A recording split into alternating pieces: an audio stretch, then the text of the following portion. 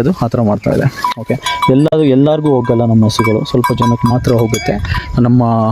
ನಮ್ಮಲ್ಲಿ 7 ಜನ ನಮ್ಮದೊಂದು ಟೀಮ್, ನಾವು ಯಾವುದು ಕೆಲಸಗಾರರು ಅಂತ ಹೇಳೋದಿಲ್ಲ, ನಮ್ಮದೊಂದು ಟೀಮ್ ಇದೆ. ಇದೆಲ್ಲ ಒಂದೇ ಉದ್ದೇಶ, ಮತ್ತು ನಾವು ಕಷ್ಟಪಟ್ಟು ನಮ್ಮ ಹಸುಗಳನ್ನ ನಾವು ಚೆನ್ನಾಗಿ ನೋಡ್ಕೋಬೇಕು, ಜೊತೆಗೆ ನಾವು ಬೆಳಿಬೇಕು ಅನ್ನೋ ಮಾಡ್ತಿರೋ ಅಂತ ಇದು ಕೆಲಸ. ಓಕೆ, ಇದು ನಮ್ಮ ಹಸುಗಳ ಬಗ್ಗೆ ಮೇನ್ಲಿ. ಈಗ ಬರ್ತಿದ್ದೀನಿ ಹಾಲು ಬಗ್ಗೆ. ಓಕೆ, ನಾವು ಹಾಲು ಬಗ್ಗೆ ಮಾತಾಡೋದಕ್ಕಿಂತ ಇಲ್ಲಿ ತನಕ ನಾವು ನಾಟಿ ಹಸು ಸಾಕ್ತಾ ಇದ್ದೀವಿ, ಎಲ್ಲ ಹಿಂಗೆ ಇದೆ ನೋಡಿ, ಶೆಡ್ಗಳೆಲ್ಲ ಇದ್ದಾವೆ ಅಷ್ಟೊಂದು.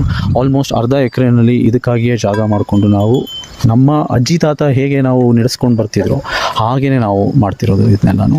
ಇವಾಗ ಮುಖ್ಯವಾಗಿ ಏನಂತ ಅಂದರೆ, ಇಲ್ಲಿ ತನಕ ಯಾವುದೇ ಥರದ ಸಹಾಯಧನ ಗೌರ್ಮೆಂಟಿಂದ ಆಗಲಿ ಅಥವಾ ಚಾರಿಟಿ ಅಥವಾ ಡೊನೇಷನ್ ಅಂತ ಆಗಲಿ ನಾವು ತೊಗೊಳ್ಳೋದು ಇಲ್ಲ. That is not hour objective. ನಮ್ಮ ಪ್ರೀತಿಯಿಂದ ನಮ್ಮ ಪ್ಯಾಷನ್ನ ನಾವು ಎಷ್ಟು ಮಟ್ಟಿಗೆ ನಾವು ಫಾಲೋ ಮಾಡಿ ನಾವು ಬೆಳೆಯೋದಕ್ಕಾಗುತ್ತೆ, ನಮ್ಮ ಹಸುಗಳನ್ನ ಹೇಗೆ ಸಾಕೋದಕ್ಕಾಗುತ್ತೆ ಅದನ್ನು ನಾವು ಟ್ರೈ ಮಾಡ್ತಾನೆ ಇದ್ದೀವಿ. ಇದು ಆಗಲಿ 2019 ಹೇಳಿದ್ನಲ್ಲ, ಅಲ್ಲಿಂದ ನಾವು ಮಾಡ್ತಾನೆ ಇದ್ದೀವಿ, ಇಲ್ಲಿ ತನಕ ಬಿಟ್ಟಿಲ್ಲ, ಮುಂದೇನೂ ಬಿಡೋದಿಲ್ಲ.